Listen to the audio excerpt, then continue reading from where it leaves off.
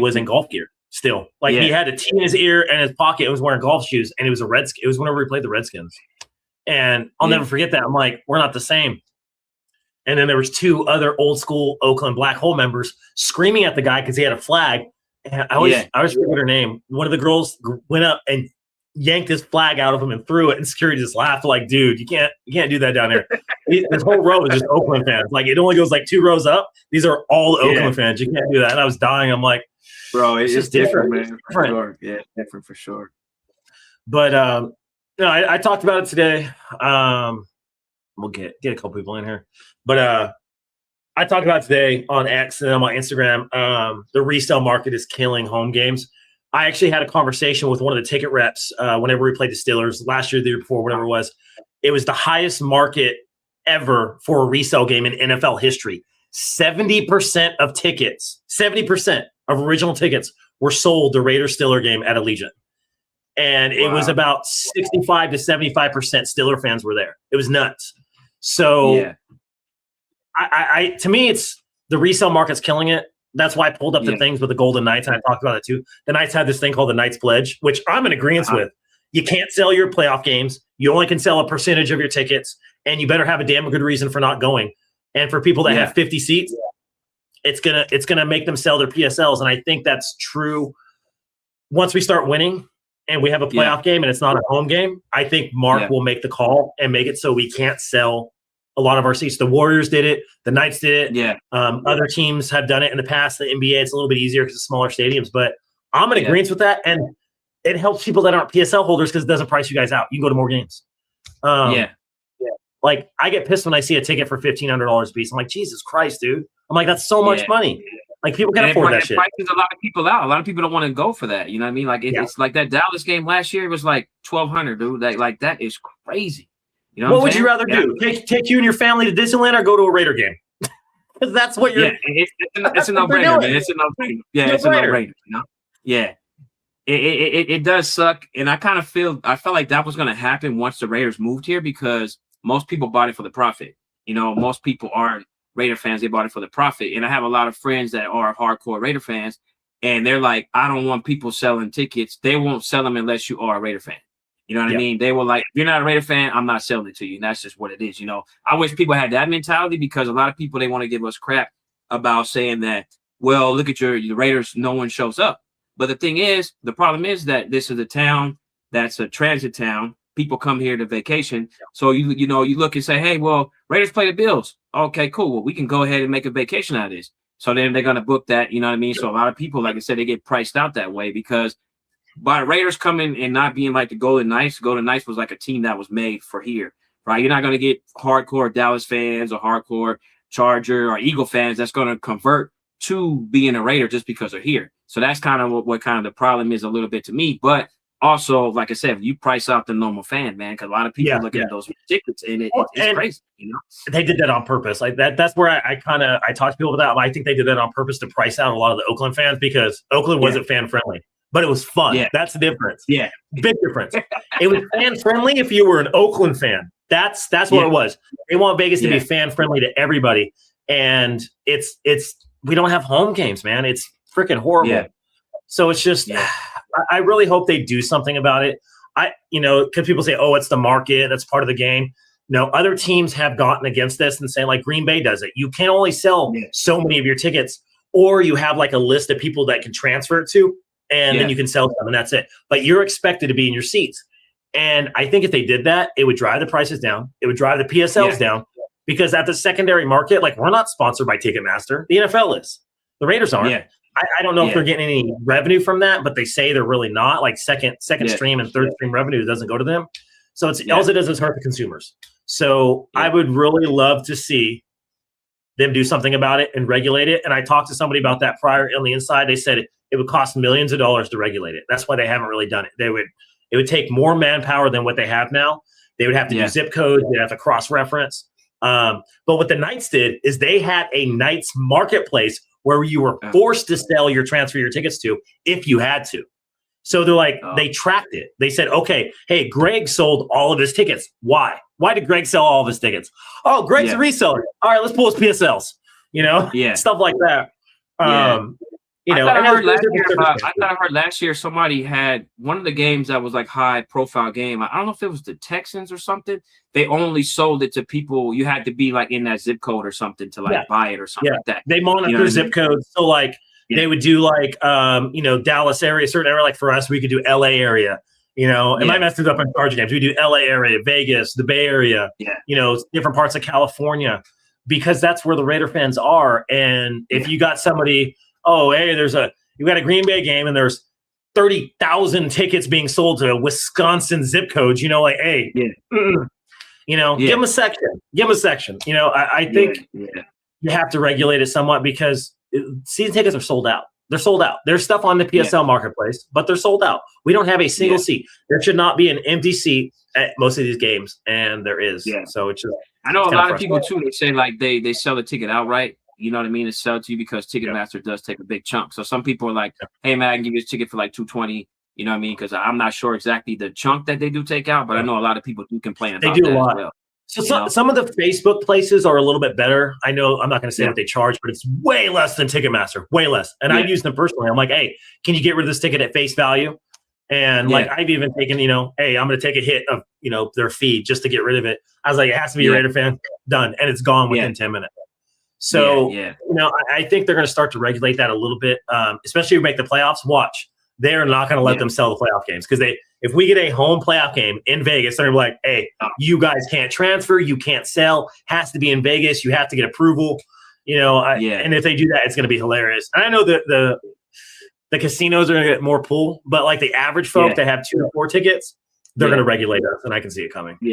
Let me see. So what do you think about Kirk Cousins today with 5 TDs, man? I saw that. What did you think? I mean, I think Mendoza had another 2, so that it shows our defense is not as great as we thought it was. You know, the coverage was a little bit soft in the Arizona game. I kind of saw that coming. You're not blitzing. Your starters aren't in. It's a bunch of new guys. Created no pressure, man. Secondary created like no pressure at all, man. And we didn't do any pressure up front, you know. And then our secondary was getting burnt. You know, they had a couple incomplete passes, no INTs. So I think today was just like, all right, we're gonna beat them up. You know, Kirk's accurate. If Kirk doesn't have pressure, he's gonna burn you. He's accurate enough. So I think we saw that today. It's gonna make the players better. Yeah, and we need that too. You know, because like I said, the secondary, man, the defense was like not there, bro, and everybody was talking about that on X. You know, and I also told my boy too, it's a lot of young players that's trying to get their spot. So also it might be a lot of rotation in there as well too. You know, because I saw McCoy out there. We know McCoy hasn't really played in a year. You know what I mean? So, but he was out there getting rest, but he got burnt. But like I said, it's a learning process for him, getting the speed of the game and whatnot. Darian Porter, he was another one that got pretty much burnt. You know what I'm saying? So it was a lot of bad passes, you know, that they didn't get. But I think the coverage was good and close. It wasn't like they were far off. You know what I mean? But also you got what's the name? Harrison over there. He's a pretty good wide receiver as well, too. So, you know, and you know, so it's kind of hard, you know, to pinpoint, you know, exactly where it's going. But I feel like honestly the secondary does need to step up. You know what I mean? And they need to be like I think they will in week 2. We're seeing that Masses is being pulled away from starters. We're seeing McCoy is a rookie. They're like, hey, let's bring him along. I expect both of them to get a lot of playing time. They didn't get a lot of playing time last week, so our starters aren't really going to play. We know who our starters are. We know Stokes is going to start. We know Chen's going to start. We know Palomalo's going to start. So they're pushing Stukes at free safety. They're pushing Masses as an outside corner. They're pushing McCoy.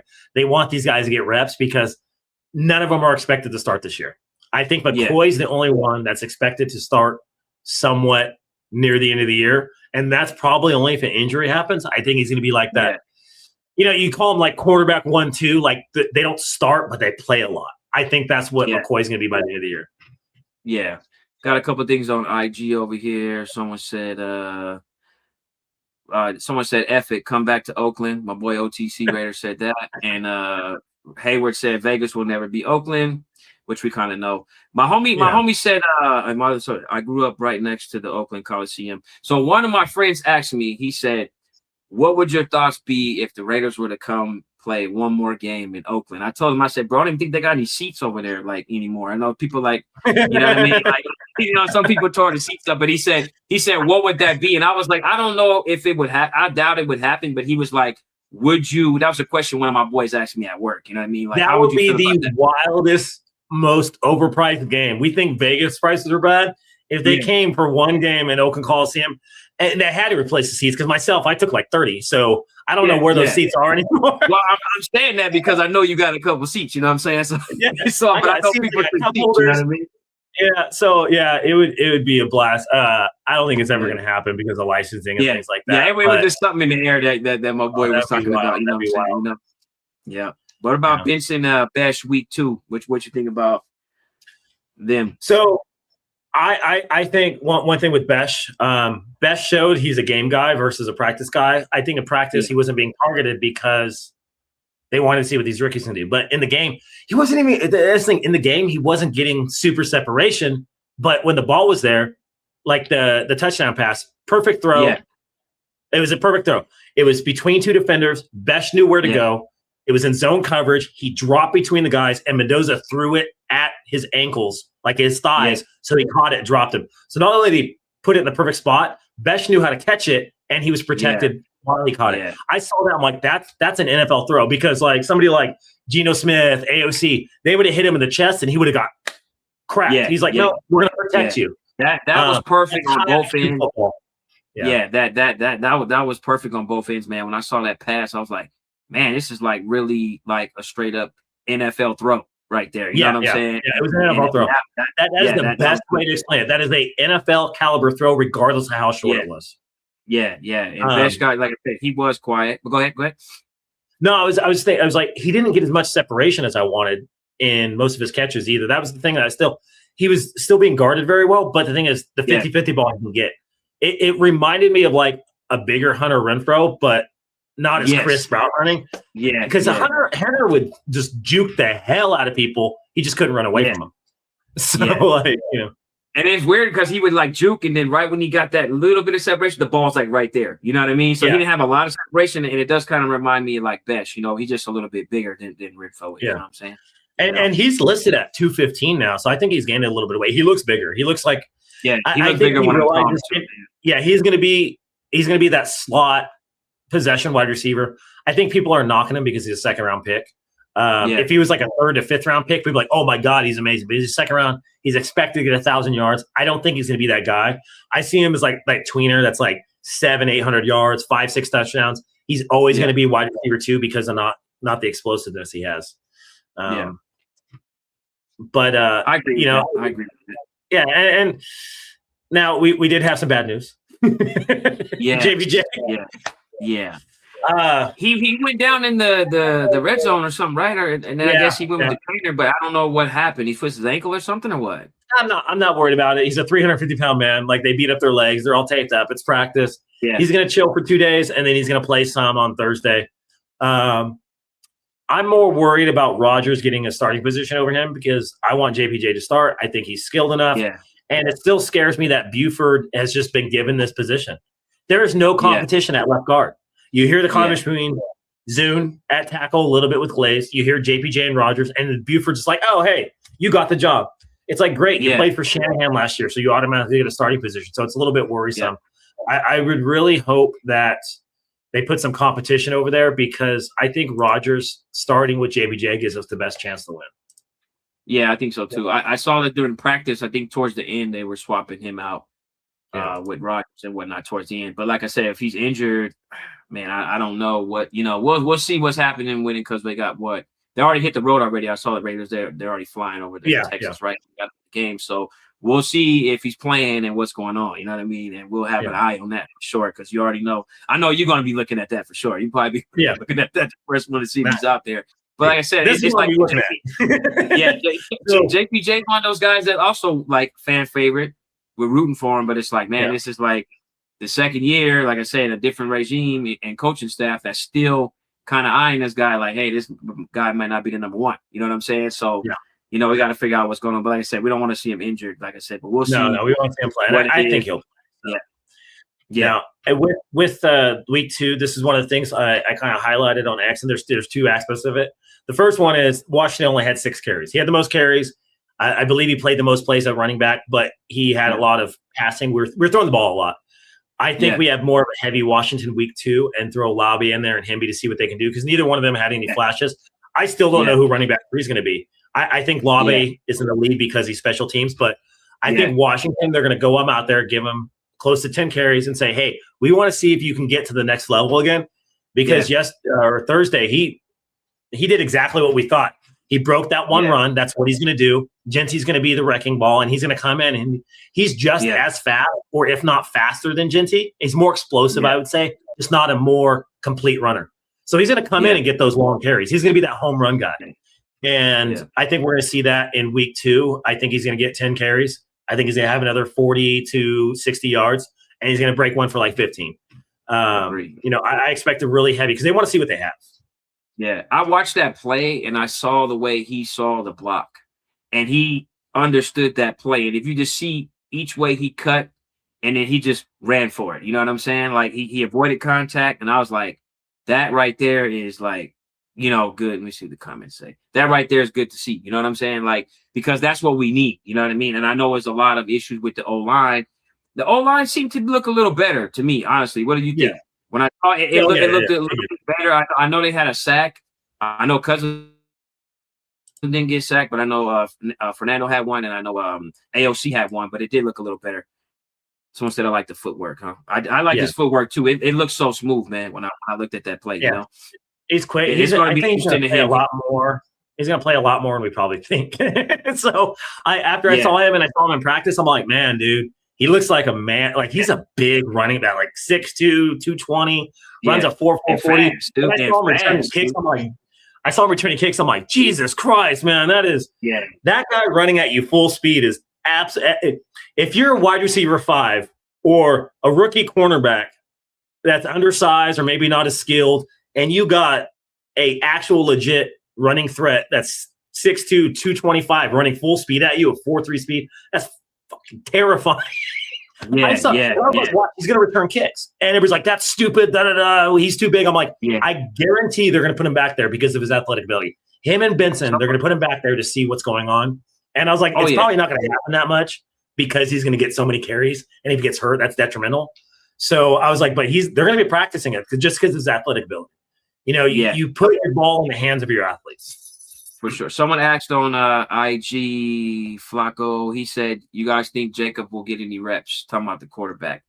Honestly, I don't think so. To be honest with you. No. I think it's going to be AOC. Like, maybe at the end of the 4th. We know where that sits. AOC's quarterback 3. I want to be traded, but he's not going to be traded unless somebody has an injury. We're going to keep it as an emergency. Cousins is at the end of his career. He's old. He's going to get hit. He may get injured, and they're not going to start Mendoza. If Cousins gets hurt, watch. They're going to put AOC in the game. Just watch. And I know. People are going to be. We talked about that, man, and I was like, dude, and the fans are going to be going booing Kubiak and questioning him. And does he deserve to be a coach? It's like, dude, he doesn't want to start Mendoza. It's his rookie year. Let him be. We get it. They've already said it. Him and Brady already said it. We already know what's going on. But let's talk about more play action for Mendoza. So this is the one thing. So Clint Kubiak stated he wanted to challenge Mendoza. So that's kind of my reasoning why he didn't run play action that much. He's like, I want you to see what you can do. So he had a clean pocket most of the plays. It was like 12, 13 plays. He had a clean pocket. Did well, 70% completion percentage. Only ran play action twice. The run game was there, and it was a threat. We just didn't use play action. So I expect to see more play action. I expect to see some bootlegs and rollouts. That's what Mendoza can do very well. So I expect to see that. And with that play action, it buys you that extra second or two to throw the ball deep. And we really didn't see that in week 1.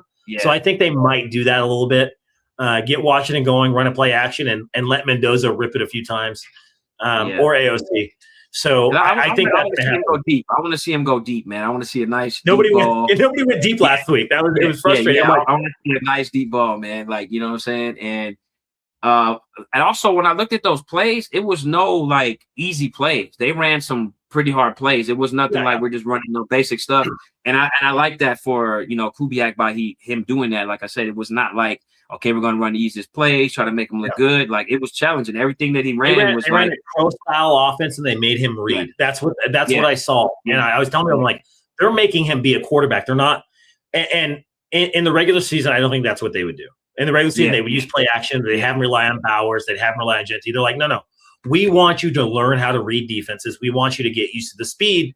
And there was a couple of times he's a little bit antsy, which is expected. It was his first game ever as a quarterback. And I'm like, oh, he's patting the ball. You can tell. Because when he gets there, he's like, oh, shit. No, and he starts doing this. I'm like, oh, he's going to get sacked. That's the only time he got sacked. I'm like, he's patting the damn ball. There's nobody open. And that's when you're a rookie, that internal clock, like it reminds me of Rodgers. Rodgers would just roll out, throw it away. He's like, hey, it's better to throw away the ball than take the sack or throw an INT. He's like, it's a lesser of evils. And that will start to click. I'd probably say the only real critique I had of him is when he's patting the ball. He got a little anxious when there was some pressure, but he reacted appropriately for most of it. And we had one bad play. We got sacked. That's I also like that he didn't put none of the players at danger. You know what I'm saying? He didn't throw no hospital balls. You know what I'm saying? He didn't throw an interception. He didn't. You know what I mean? He didn't do nothing crazy. You know what I'm saying? He didn't just throw it up just to get it out of there. So I feel like he did a good job. You know what I mean? And for his first appearance and debut, you can't go wrong with that. I know you looked at the stats with him and Carr, and I think Brady he even had better stats with him on the debut. You know what I mean? So it was good. It was solid. Well, and AOC had 3 touchdowns in a preseason game. It doesn't matter. It literally does not matter. Preseason his footing looked good too, though. His footing looked good too, though. Mendoza's footing looked good because I know they were talking about that too. Yeah, that's why I don't think people realize why we drafted him and why he's a first round pick. It's because of his IQ and his fundamentals. It's not his athletic ability. It's not his arm. It doesn't wow you. It's better than average, above average. What really gets you is the timing, the accuracy, and the IQ. And you look at people like Tom Brady. You look at people trying to get another quarterback like high IQ, like Aaron Rodgers, but he had all the athletic ability in the world. He knew where to put the ball, and he was highly efficient with it. And you can win like that.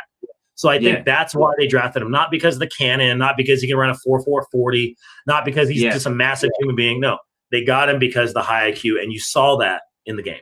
Yeah, he was looking. He saw the plays. He was looking.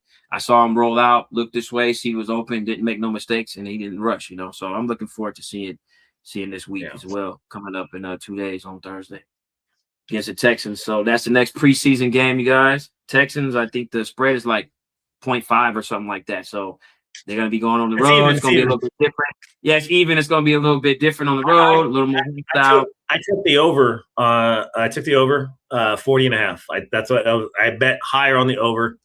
I think it's playing 2-1 right now, so I bet that. Yeah. But hopefully we score at least 20 points, man. At least 21. I mean, I'm just getting flashbacks to last year's offense. I'm like, oh, we scored a touchdown. Oh, we scored another one. Now we're going to score the rest of the game. I want to see it. Preseason games are always slow. The passing game's not there. They don't. So 20 points is good. You're not going to see a blowout. The Texans have a good defense, and they got a good rotation. So they do. We'll see. We'll see what happens with that. For sure. All right, man. Appreciate you guys tuning in. And next week, give me a prediction on the score, though. Let's get the prediction out of the way. Score? Yeah. Let's say 28, or let's say 32-24, or something like that. Let's say. I'm gonna go with 24-17 Texans. So it gets to 41 points. I hit my over, but I think the Texans have better depth at defense. And I think David Mills is a little bit better as a backup. He's the Texans' backup quarterback, if you guys know. I think he's a little bit suited better for offense, and he's going to be able to score some points. Yeah, we'll see. We'll see what happens. All right, thanks for tuning in. We'll see you guys next week. All right, have a good one. Yep.